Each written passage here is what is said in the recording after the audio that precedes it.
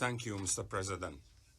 Mr. President, once again, this important international forum witnesses the exploitation of human rights in the service of political interests of some countries and the creation of polarization and politicization targeting the Russian Federation on the pretext of dealing with humanitarian issues in the Ukraine.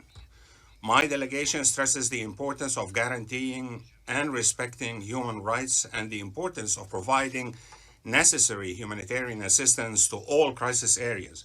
Yet, at the same time, we reject any politicization of humanitarian issues and stress the importance of adopting the principles of impartiality, objectivity, and non-discrimination in human rights issues.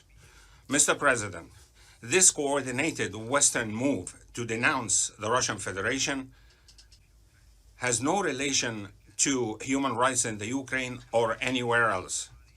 Rather, it is an effort by Western countries to impose their hegemony and control over the world through besieging Russia and its punishment for its independent foreign policy.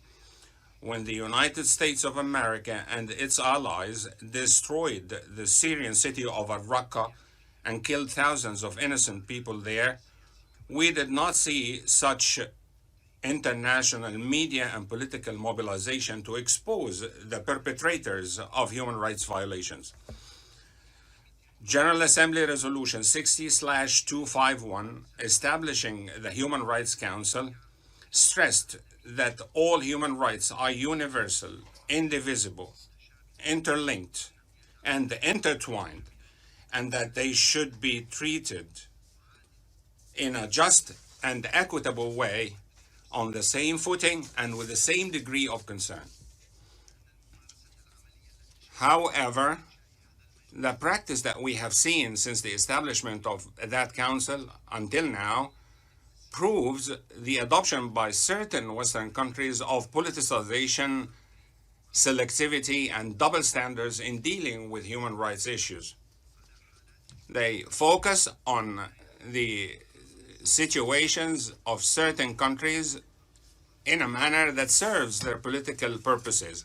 At the same time, they disregard other situations where grave human rights violations, systemic and grave human rights violations, were perpetrated in the full sound and sight of the world. And what the Palestinian people has been exposed to for decades at the hands of the Israeli occupation forces is the best proof of that.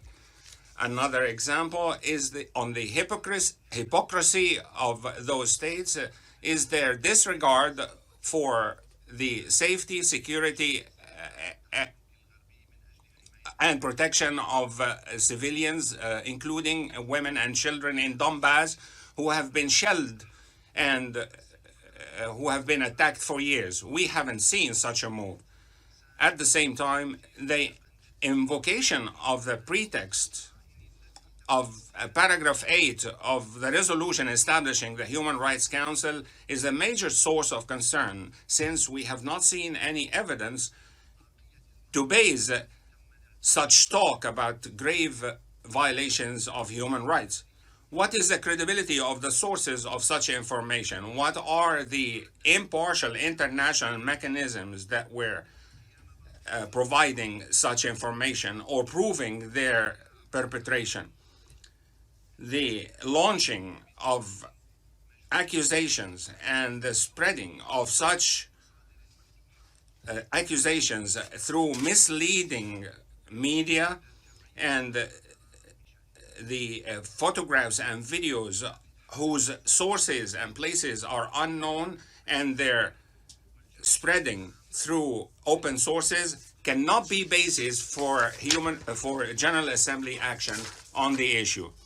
As in the Syrian situation, Security Council and General Assembly meetings are always preceded with theatrical provocations, such as we witness in the Ukraine, to justify decisions planned by Western and hostile countries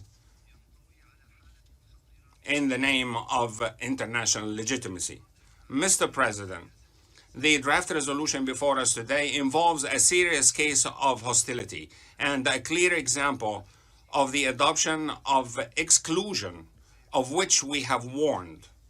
The suspension of the membership of the Russian Federation in the Human Rights Council will have an adverse effect on its balance, its universality, and the effectiveness of its role. Such suspension will enhance the hegemony of a group of Western countries on this important body. They will impose their vision and their criteria for human rights, and which will be used as a tool of political pressure and the targeting of certain countries. To be more frank and transparent, we believe that such practices represent a threat to the existence of the United Nations organization itself.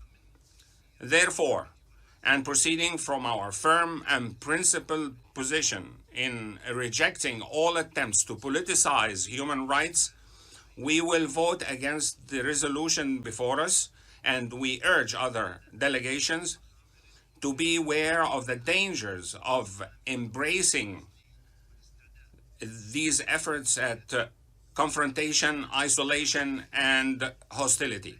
We call for the rejection of double standards and to keep human rights issues away from all political considerations. If we want the United Nations to continue and survive, we should all say no to such resolutions. Thank you, Mr. President.